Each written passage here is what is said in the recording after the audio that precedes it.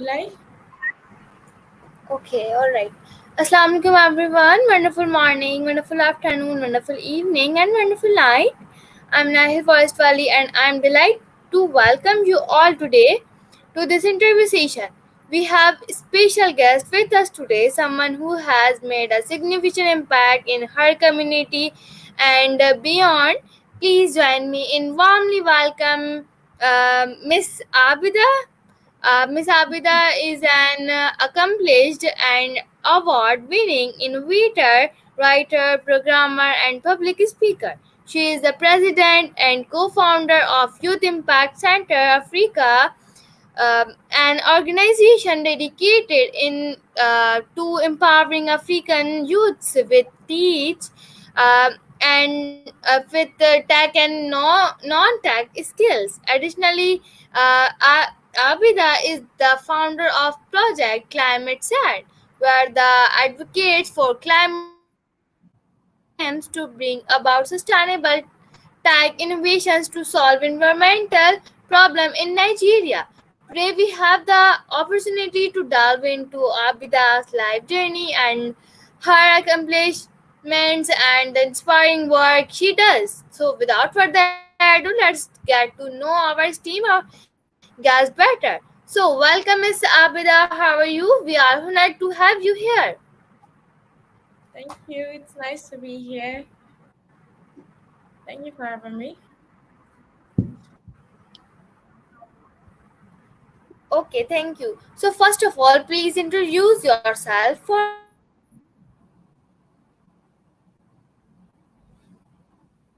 listeners. Okay. Did I get you said I should introduce myself, correct? Okay, sorry, I'm having like internet issues here. But can you hear me correctly? Can you hear me well? Yes. Yes, now I can hear you.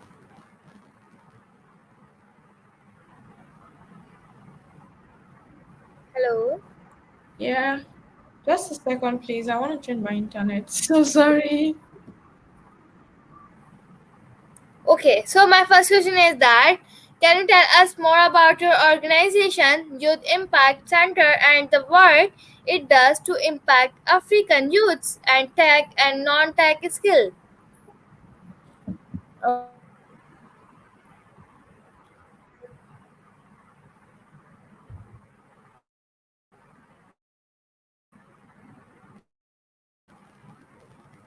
Okay, I couldn't get you from the beginning. I think I was Okay, supposed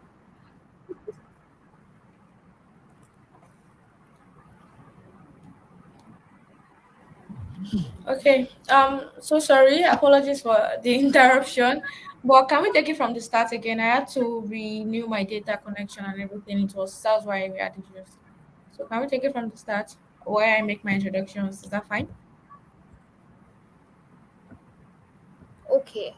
So, Yeah. please, can you tell us more about Youth Impact Center and the specific programs or initiatives it offers to impact Africans youth with tech and non-tech skills? Okay. All right, I co-founded Youth Impact Center in 2021 alongside my friends, and that was because we realized that there was a divide between youths in Nigeria and in Africa, as well as our digital skills. So we decided to come together to create YIC to empower them with tech skills as well as non-tech skills, because when it gets to a stage, fine, you have the tech skills, but you don't know how to you are not trained on leadership, you aren't trained on financial stability, you aren't trained on teamwork, you aren't trained on collaboration. At the end of the day, we realize that it's not just about having the skills, it's also about teaching these guys, empowering everyone with how to manage these skills with soft skills. So that's why we decided to empower youths with tech and non-tech skills. And we've been doing this through collaboration as well as partnership. We recently had a code for you, like we call it code for you. We had a coding bootcamp for developers where we trained 200 plus Africans across 5 African countries. So we're able to produce 200 plus front end developers. So one way with which we are expanding our reach is through it's through collaboration with various organizations who share similar work with us. All right. So thank you so much for sharing your thoughts. So how do you educate youth about climate change through Project Climate Set? Are there any specific strategies or activities you implement? Yeah, there are. So when I started out at Climb Set, the very first thing that we did the very first thing that I did was to share the vision with other young ones like myself. I shared the vision on my Facebook page. Then I had a lot of individuals reach out to me where we had similar interests and everything. So the very first thing that we all did together as a team was to design our approach, the way we wanted to solve this problem, because our mission at ClimeSet is to bridge the gap between climate change literacy and climate action, environmental sustainability, and young ones in Nigeria, young students basically. So we decided that it's not going to just take one approach to solve this. So we designed like a system change design. We designed like a system change curriculum. So we have school outreaches because we believe that schools are like the primary base of the students. So that's where like we make the first contact with them. So we have school outreach programs, we have workshop sections. So what happens in our school outreach programs is that once we get to the schools, we have two sections. We have the workshop sections, then we have the hands-on activity section. For the workshop sections, while we were designing how we wanted to interact with the students, we didn't want to just use your normal teaching method where you just come, then we just teach you. You know, everyone speaks, you understand, and you go. We wanted it to be educating as well as entertaining. So we came up with a recital. We call it the climate recital. It's like a poem where we that has lines of things that you are supposed to do to protect your environment, as well as why you should do those things. For example, the first two lines says walk a bit, it's exercise. Then the second line says to protect the land and stabilize. So we are asking you to walk a bit as a form of exercise to also be able to protect the land and stabilize. So this everyone is unconsciously learning about they are unconsciously learning about their what's that English? They are unconsciously learning about their duties as responsible citizens and as responsible people in the of their environment. So after we're done with the workshop section, we move on to the hands-on activities section where we put into practice all the tips and ideas that we've shared with them in the workshop section. um okay, for example, in a school we tend to study the kind of school we are going to in a particular community. Okay, do you were you saying something? Should I continue? Okay, so I said okay. Are you, okay, let me just continue. So, yeah, as I was explaining, we have the hands-on activities, and then in the schools, we tend to study the kind of school we are going to. So, for a particular school, we had a tree planting drive where we planted flower trees alongside the students. In another school, we noticed that there was a lot of plastic pollution in the school. So, our hands-on activities facilitator had to design a system where we had to convert this plastic waste to valuables. So we had to engage the students with this plastics for them to be able to create valuable things from there. Then that's like basically what happens in the school outreach programs. Then we also thought, what happens after leaving the schools? What's the next thing? That's our work just doesn't end there. What do we do next? So we decided to establish eco clubs in the schools as a way to sustain the message as well as our mission. So for example, in one of the schools that we had our last outreach is at, we were able to partner with ISEC Nigeria to establish an eco club successfully in that school. So the eco club is run by the students, but being monitored by the teachers as well as their principal. So it's like a student-led club where the students can lead their peers to heighten their knowledge and also to sustain the message that we're trying to pass in that particular community. So 3 months ago, we also continued, like we expanded our approach to solving climate change literacy in Nigeria. We started our online awareness campaign where we share educating and compelling content. It could be graphics, but everything is centered around climate change, climate education, as well as climate action. So by combining these three and creating content around them, we are hoping to reach a wider audience of our target audience, as well as heighten their knowledge and empower them with the knowledge and skills that they need to tackle their environmental challenges. So those are like the initiatives that we have working right now on our climate. All right, that's great. All right. So thank you so much for sharing. So now let's move on to next session. How do you measure the success and impact of youth impact center? Could you share any inspiring stories or individuals who have benefit from your organization programs? Okay, so starting from Youth Impact Center, from the last coding bootcamp that we had, coding workshop that we had with the students, we've been able to after we are done with the program, we ask the students to give us feedback. We have a platform where we communicate with the students. I personally still reach out to some of the students and then keep in touch with them to ensure that what we told them they are still using it. And not long after we ended the boot camp, one of the students reached out to me to let me know that he had made it to a larger boot camp, I think ALX. So he mentioned how the skills that he learned, how everything that he learned from Code for You workshop was able to enable him to pass the test, to to scale up and to learn with a much larger organization, to a much larger company.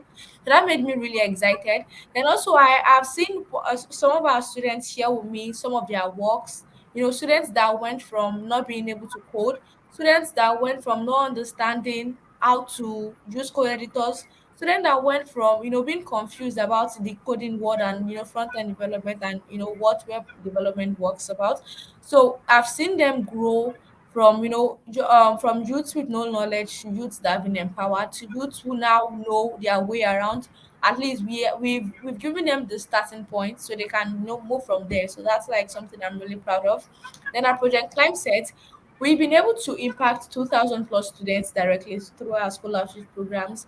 And then this is my favorite part, one of my favorite impact stories, and that's some students in one of the schools that we went for an outreach decided to create their own climate activism club in the school. So they are called climate activists. So what they do is also like an extension of what we do at Climb Set. So it was after we had the outreach at their school, they became inspired to to also continue the movement that we had started, and also ensure that their peers do not forget everything that we are trying to let them know, that they also become more bonded and also heighten their environmental consciousness. So yeah, that's one of the ways it is to measure our impact. All right, awesome. Okay. Could you explain some of the key initiatives or projects under Project Climate Set that aim to address environmental challenges in Nigeria? Okay, I'm not sure I got that question. Could you come again? Okay.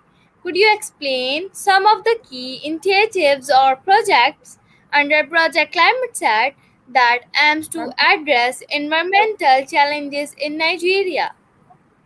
Okay, so I kind of explained this earlier when I was talking about the work that we do. When I was talking about ways with which we want to the initiatives and all the activities that we've been working on at Climate Set. But then I can also talk about a way that we plan to scale up is through we are currently working on our storytelling approach, because we really feel we know that the problem of climate change literacy, the problem of disconnection with the environment stems from mindsets. It stems from lack of adequate knowledge about the environment. It stems from lack of empathy. It stems from a lot of things. So we've identified most of those things and decided that we want to, create a storytelling approach that would resonate with a lot of people, that would foster empathy, inspire innovation and creativity, as well as spark dialogues across various communities. So we decided that we are going to start working with storybooks. We are going to start publishing volumes of storybooks, comic books, as well as workbooks, so that we are covering everyone from every age, is every young one of every age. It could be we could be a very young one within the ages 3 to 5. this workbooks will work for you. You could be between 9 to 18, the storybooks and comic books will work for you. So we understand that young ones are the key influencers in homes. Young ones are one of the main drivers of everyone a change maker, and that's like one of the movements that we are trying to accelerate at Climate right now. So through storytelling, we know we are hoping to foster empathy, provide enough knowledge for a lot of us and for a lot of people in the communities to understand that to understand why these environmental challenges are really happening, as well as inspire creativity and innovation, because we are working with various volumes of books. So let's say, for example, we are the volume one of our storybook has to is tackling flooding as an environmental challenge. So we are going to take our readers through a journey that has a beginning and an end, where you understand we our readers are going to they go through the journey of our like the character in such book, the experiences the person had, the impact the environmental challenge had with the person, and how the person was also able to tackle it. So that way, we want them to see themselves as these characters. We want them to, because we are telling these stories, we are going to tell fictional and non-fictional stories. That is real life stories of people who are, who are being deeply affected by environmental challenges from various parts of the country. While I was growing up, I was also very, very impacted by flooding in my community. So it's something that I can resonate to, and I know it's something that a lot of people can resonate to. So we are trying to reach a wider audience and foster empathy, like I said, inspire creativity and innovation, spark dialogues, and amplify diverse voices, because we realize that people believe that climate change and environmental challenges happen to a particular set of people in a particular set of community. So we want to change the narratives, and basically we want to shift mindsets. So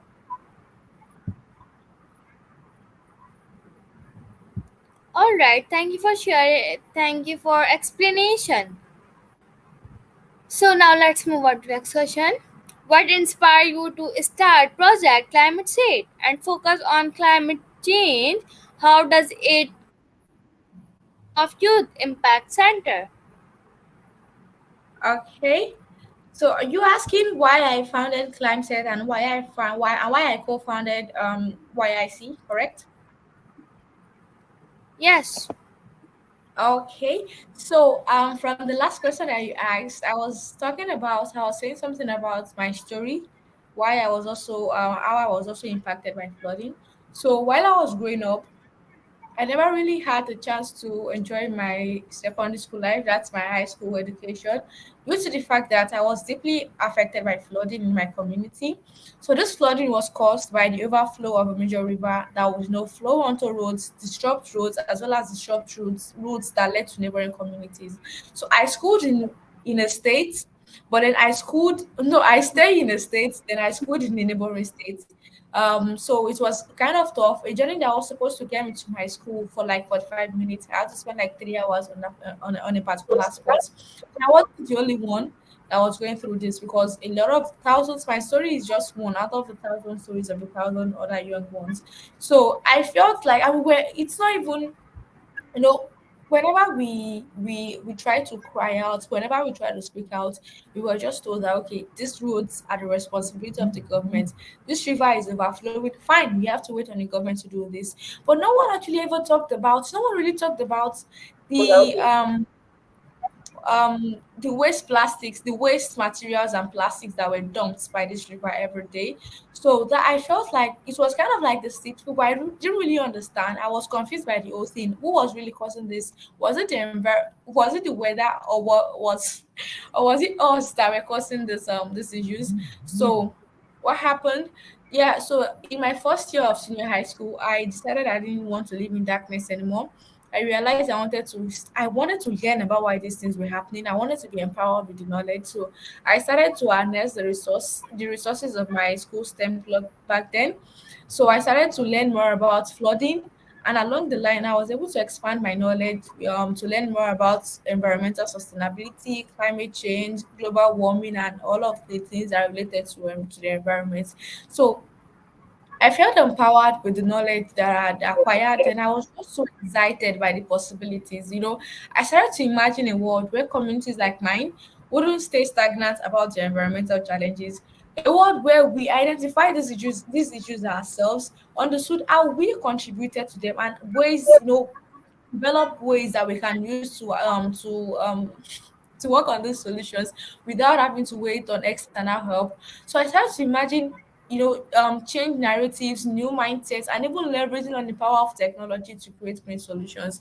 So I wanted to share this idea with someone. I was just so excited, new ideas and all. But then I started to, I tried to engage my peers in conversations because I wanted this change to be led by young ones. Fine.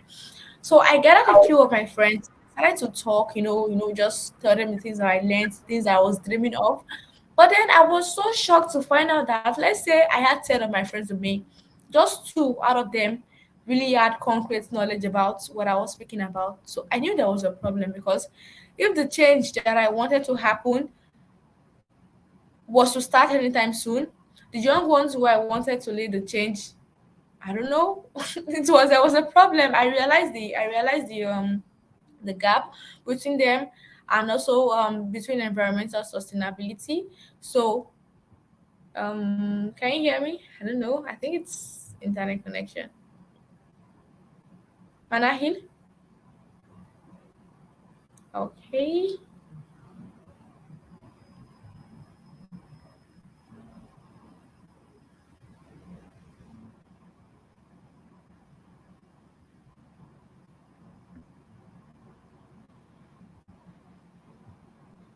Just gonna wait for a while.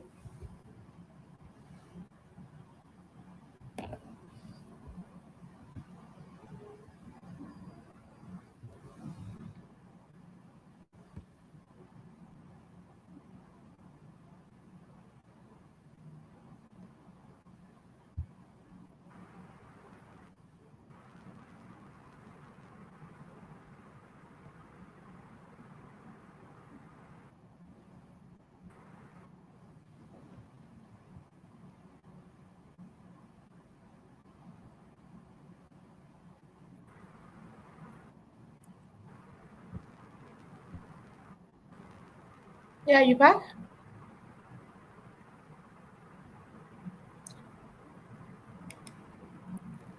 You back?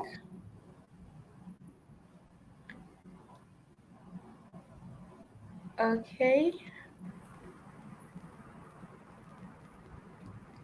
Manahil, can you hear me?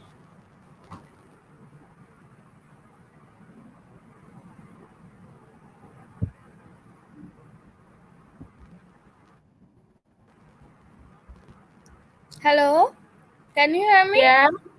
Yes, I can. Can you? Can you hear me?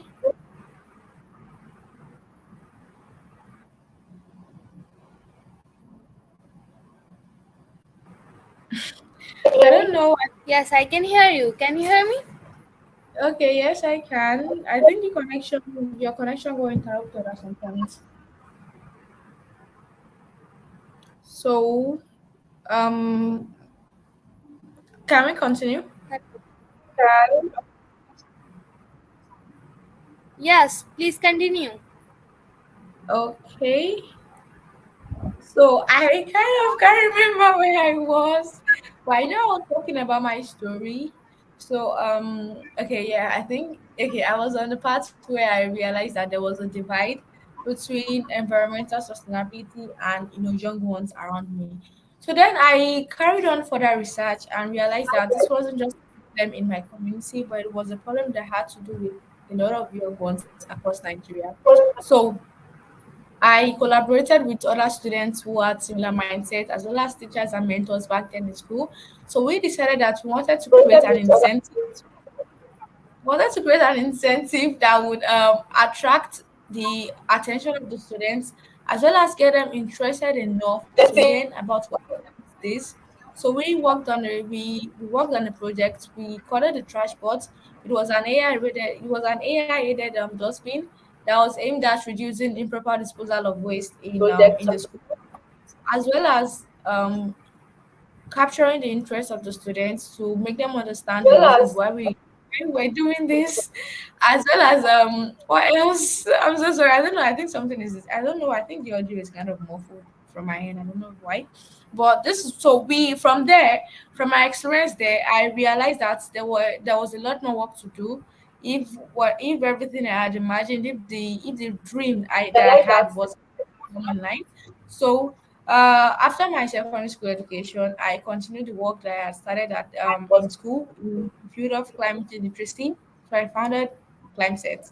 So that's how I came about ClimeSet. And then when it comes to Youth Impact Center, okay, there are a lot of stories around this actually, but a major story that links to finding Youth Impact Center was the fact that I attended a government school, and I knew the struggles of a lot of students like myself to to get empowered with tech skills and know how to manage the skills. So the experience there made me understand that there was something that I had to do for this, because I was amongst the few who were privileged to be empowered with these skills, but they were like hundreds of other students like myself who didn't have the chance, who didn't have the opportunities that I did. So I wanted to do something, to expand my reach, and then I co-founded YIC with my friends too. So that's it.